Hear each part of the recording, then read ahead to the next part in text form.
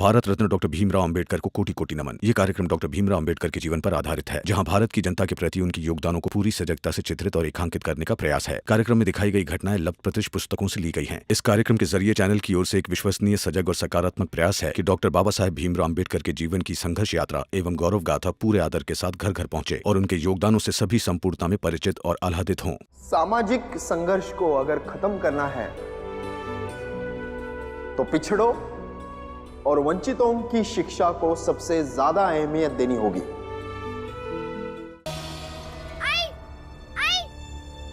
बाला भी हो, जीजा जी आ रहे। अरे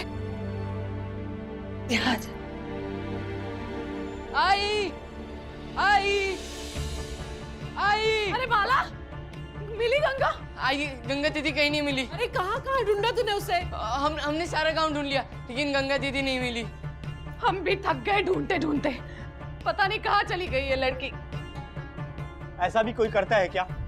जरा भी जिम्मेवारी नहीं समझती है, न जाने बिना बताए कहाँ चली गई। इतना भी नहीं सोचा यहाँ सब कितने परेशान हो रहे होंगे।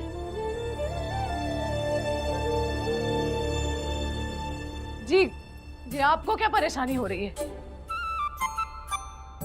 और किसकी क्या जिम्मेवारी है, इस पे अब बात करने से क्या फायदा? लड़की तो हमारी गायब हुई है ना, आपको क्या? आप रही है शांति से। वैसे भी तो सिर्फ नाम की ही पत्नी मानते थे आप उसे। आप बस बच्चे दे दीजिए, बात खत्म।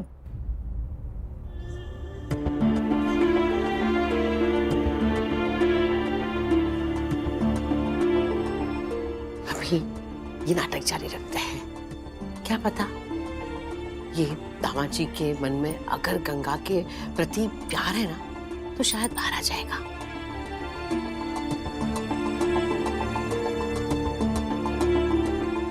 हाँ? दामाद जी कहाँ हो भाई? जरा बाहर तो आइए।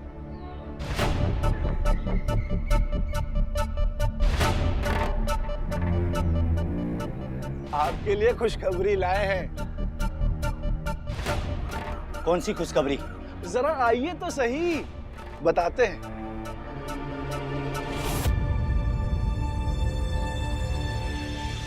देखिए तो सही।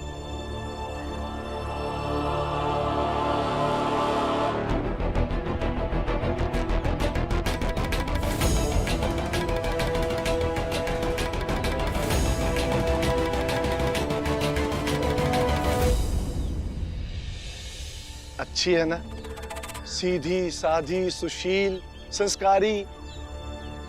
हमने आपसे कहा था ना, आपकी जात की लड़की ढूंढ के लाएंगे, तो ले आए। आप दोनों की जोड़ी खूब जमेगी, शादी कर लो इससे। क्या कर रहे हैं आप? क्या कह रहे हैं आप? दिमाग खराब हो गया आप लोगों का? ये सब करके क्या मिल रहा है आपको? क्यों मेरी बेटी की जिंदगी बर्बाद करने पे तुले आप? भला मेरा दिमाग क्यों खराब होगा? हाँ, मैं तो समाज की मदद कर रहा हूं। तुम्हारी लड़की 2 महीने से ससुराल से भाग के यहाँ रह रही है और अब यहाँ से भी भाग गई, तो बेचारी की हालत तो खराब होगी ना। इसने बताया इसके घर में 2 नन्हे नन्हे बच्चे हैं। अब उनका क्या होगा? है? उन्हें कौन देखेगा? पर तुम्हें क्या? तुम क्यों सोचोगी? भाई जिंदगी तो इसकी बर्बाद हो रही है ना। देखो दामाद जी, मक्कड़ जाल से निकलने का मौका किस्मत से मिलता है। अब मिला है तो लाभ उठा लो। भाई तुम्हें तुम्हारी पसंद की बीवी मिल जाएगी और तुम्हारे बच्चों को एक अच्छी माँ।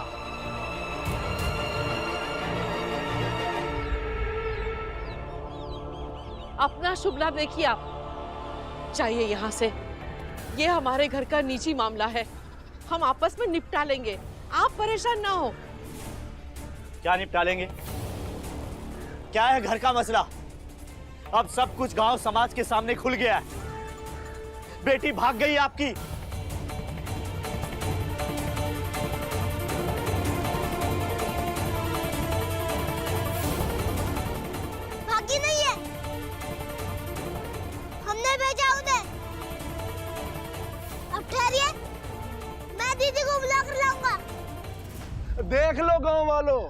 परपंच बांधने में कितने उस्ताद हैं ये लोग। दामाद के साथ खेल खेल रहे हैं। अब बेचारा विश्वास करे तो किस पे करे। अब चुप रहिए और जाइए यहाँ से। तुम जाओ, पहले अपनी दीदी को बुला कर लाओ। अरे तुम फिर से इनके चक्कर में पड़ गए। मैं तो कहता हूँ जल्दी शादी कर लो और निकलो इन झमेलों से, वरना ये बार बार यहाँ आती रहेगी और तुम उसे मनाने के लिए यहाँ आते रहोगे। कोई काम धंधा है या नहीं, बस ये आना जाना ही करते रहोगे।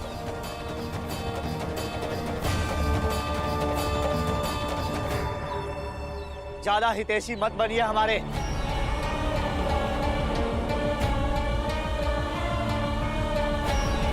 जाइए आप लोग यहाँ से, नहीं चाहिए आप लोगों का परोपकार। ये हमारे घर का मसला है, हम खुद संभाल लेंगे। जाइए।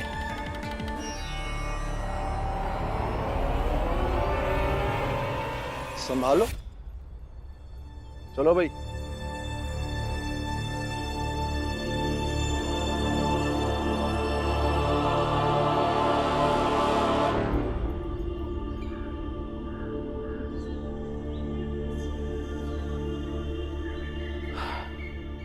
राम जी, भीम और बच्चों ने जो सोचा है ना, शायद ठीक ही सोचा है। उस आदमी को इस बात का एहसास दिलाना बहुत जरूरी है कि वो जो कर रहा है ना अपने बीवी बच्चों के साथ, बहुत गलत कर रहा है।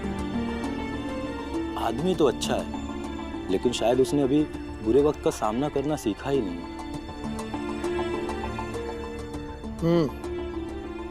तुम सही कह रहे हो। हम थोड़ी देर बाद घर जाके देखते हैं उसके ऊपर कोई असर पड़ा या नहीं। पुरंजन, तुम बता रहे थे गोदुले में कोई काम है? हाँ, अरे वहाँ तो सेठ जी ने किसी और को रख लिया। पुरंजन, कब तक ऐसे जगह जगह काम ढूंढते रहेंगे? कब तक हमें हर जगह से ऐसा निकाला जाता रहेगा? कुछ करना होगा पुरंजन, जो स्थायी हो, जिससे हमारी जीविका ढंग से चल सके। ऐसी अनिश्चितता के साथ हम कब तक जीते रहेंगे कि आज काम मिलेगा या नहीं, कल काम मिलेगा या नहीं? राम जी, मुझे भी समझ में नहीं आ रहा कि क्या करें। पहले तू नहीं था तो केवल 2 वक्त की रोटी जुटाना था। अपने स्वाभिमान को गिरवी रखकर इस समाज में 2 वक्त की रोटी जुटाना बड़ा ही आसान काम है। जब तू साथ हुआ तो इस बात का एहसास हुआ कि 2 वक्त की रोटी का जुगाड़ करना ही केवल जीवन नहीं है। इसलिए मैं काम की तलाश में निकल गया कि अपने परिवार को एक बेहतर जीवन दे सकूं। लेकिन यहाँ वहाँ हर जगह केवल दुत्कार ही मिली। जब यहाँ वहाँ हर जगह काम से निकाला जाने लगा तो इस बात का ज्यादा एहसास हुआ कि हमारी जात क्या है। पुरंजन, मैं ये सोच रहा था कि अब घर से कहीं बहुत दूर जाके काम ढूंढ लूंगा, लेकिन फिर ये सोचकर घबरा जाता हूँ कि यहाँ के लोग मेरी अनुपस्थिति में मेरे परिवार वालों के साथ कुछ बुरा न कर दे। राम जी, मैं तुझसे वादा करता हूँ कि जब तक मैं जीवित रहूंगा ना, तेरे परिवार को कोई आंच नहीं आने दूंगा। तू जहां काम करना चाहता है जाके कर।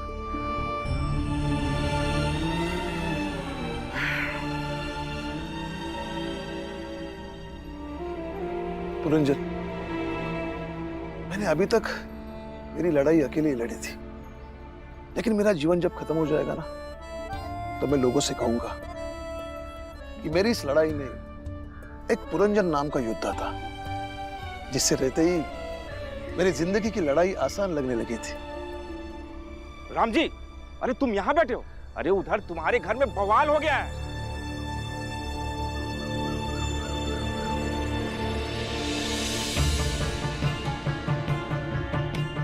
जीजा जी, ये देखिए, ये रही दीदी।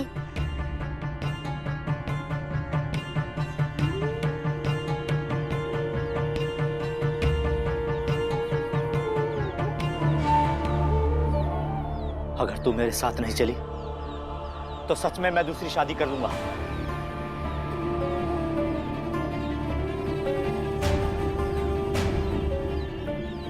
दूसरा कोई और रास्ता नहीं बचा है मेरे पास। तू मेरा ना सही, अपने बच्चों के बारे में तो सोच। बिना माँ के कैसे रहेंगे वो? जब तक आप अपनी आदत नहीं सुधारते नहीं आऊंगी मैं आपके साथ। क्यों बात को बढ़ा रही है? लेके जा रहे हैं ना, चले जा अभी अभी। दीदी डाल के नहीं जाएगी, ना ही किसी के दबाव में जाएगी। दीदी तब जाएगी जब जीजा जी दीदी को ये भरोसा दे सके कि आगे से वो सब कुछ नहीं होगा जिसके कारण दीदी यहाँ चली आई है।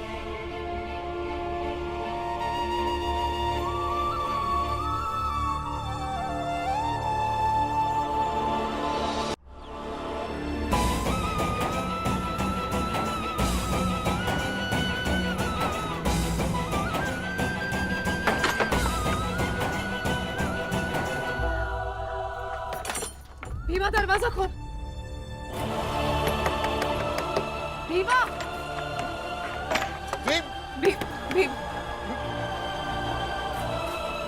भीमा दरवाजा खोल। बेटा तू समझ नहीं रहा है, ये बड़ों का मसला है।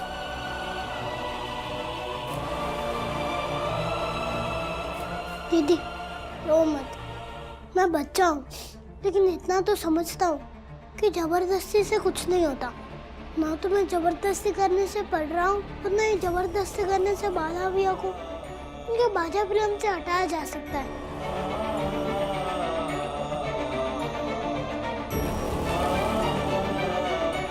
इसलिए दीदी घबराओ मत, सब कुछ ठीक हो जाएगा।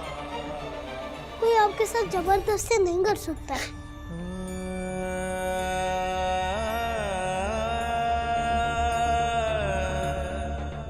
जिद और गुमान की भी एक हद होती है। समझा लीजिए अपनी बेटी को, बहुत हो गया, अब फैसला करना ही होगा।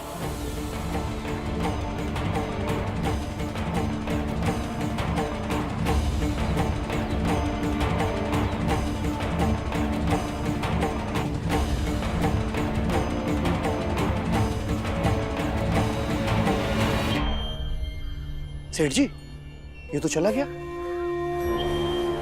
कहाँ गया होगा? वही। चलो।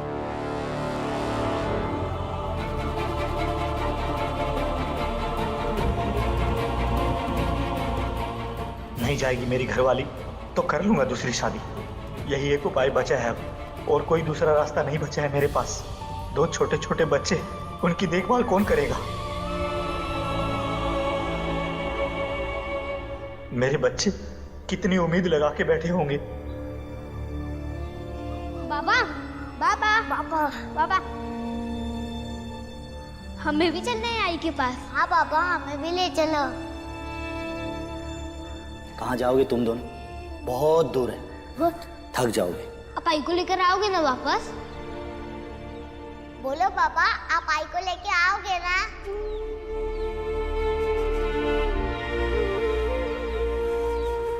तुम्हारी आई आएगी तब ना, उसे तुम दोनों से प्रेम है ही नहीं। बाबा आप ही तो डांटते हो आई को। आई का चमचा हो गया है। मैं डांटता हूं वो दिखाई देता है, और वो जो करती है वो नहीं दिखता है। जा रहा हूं लेने, आएगी तो ठीक है, नहीं तो है हम बस जी लेंगे किसी तरह से। नहीं दूंगा बच्चे, किसी कीमत पे नहीं दूंगा। दिमाग ठिकाने लगाऊंगा उनके। कल ही छोड़कर चला जाऊंगा उसे। अरे नहीं दामाद जी, ऐसे छोड़ के जाओगे तो हारे हुए लगोगे, और उनके सामने शादी करके जाओगे तो विजेता लगोगे। उन लोगों ने क्या क्या नहीं किया आपके साथ, उसका बदला भी पूरा हो जाएगा। मैंने कहा था ना आपसे, ये मेरे घर का मामला है, आप लोग दखल अंदाजी मत कीजिए। दखल नहीं दे रहे हैं, आप आदमी अच्छे लगे इसलिए आपकी मदद कर रहे हैं। जब से हमें पता चला कि आपके 2 बच्चे बिना माँ के रह रहे हैं, हमारा दिल बैठ गया। आप तो रह लोगे बिना शादी के, उन 2 बच्चों का क्या होगा? लोग तो उन्हें अनाथ ही कहेंगे ना। जरा सोचिए। अरे वही तो, लड़की भी तैयार है, आप कल के कल शादी कर लो, फिर चले जाना। आप लोग अपना अपना काम करिए। आप लोग अपना काम धंधा छोड़ के मुझे क्यों समझा रहे? कर लूंगा मुझे जो करना होगा। जाइए आप लोग यहाँ से। आप समझ नहीं रहे हैं, बहुत चालाक लोग हैं वो। सब समझ रहा हूँ मैं, सब समझ रहा हूँ आप लोग ये क्यों कर रहे हैं। भीमराव और राम जी से मुकदमा हार कर भरी अदालत में आप सब लोग बेइज्जत हो गए। और फिर मेरे ससुर जी के सामने आप लोगों की कुछ चलती वलती तो है नहीं, इसीलिए मुझे मोहरा बना रहे हैं। उनको बेइज्जत करने के लिए, उनको सबक सिखाने के लिए। लेकिन मैं अब ऐसा नहीं करूंगा, नहीं करूंगा। अरे अजीब आदमी हो तुम, हम तुम्हारी मदद कर रहे हैं और तुम हमसे ऐसी बात करोगे? अरे नहीं चाहिए आप लोगों का उपकार, माफ करिए, जाइए यहाँ से। मैं भी उसी जात का हूँ जिस जात के मेरे ससुराल वाले हैं। और आप जैसे लोग मेरे वहां भी घर के आसपास हैं। शुरू में लगा था शायद आप लोग अच्छे होंगे। एक दारू पीने वाले को अगर कोई दारू पिलाता है तो अक्सर उसे सामने वाला अच्छा ही लगता है, पर जब कोई उसकी शादी के लिए दूसरी लड़की ले आए, समझ में आता है कि वो कोई कितना धूर्त और चालाक है। जाइए यहाँ से आप लोग, जाइए।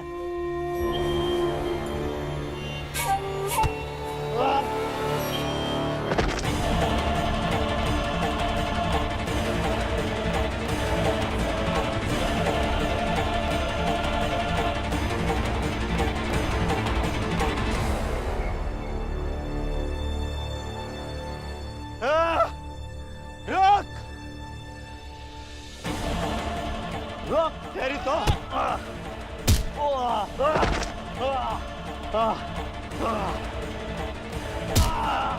टांग मार, तोड़ दे टांग इसे। बात नहीं मानेगा।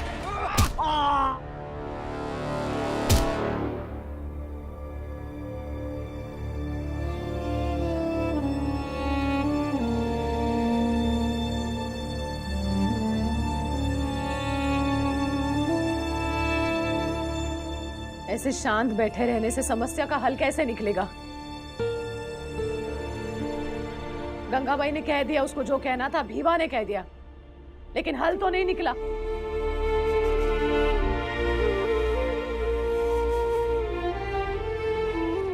अरे कोई कुछ बोलेगा? मैं आपसे ही बात कर रही हूँ। आई, अब और आप ही तो समझाते हो ना कि सच हमेशा जीतता है और दीदी सच के साथ है। मैंने बाबा के केस में ये भी देखा कि लड़ाई और संघर्ष ज्यादा कम हो सकते हैं, लेकिन जीत हमेशा सच की होती है। तो कोई ना कोई रास्ता तो निकल जाएगा।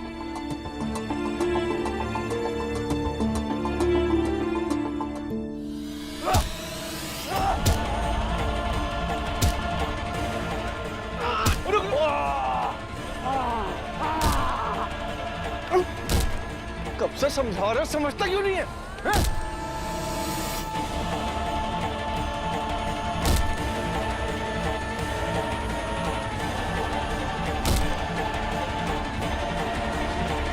दीदी, जीजा जी को भी कभी ना कभी एहसास होगा कि वो गलत थे, और गलत के एहसास के साथ ही सच जीतने लगता है।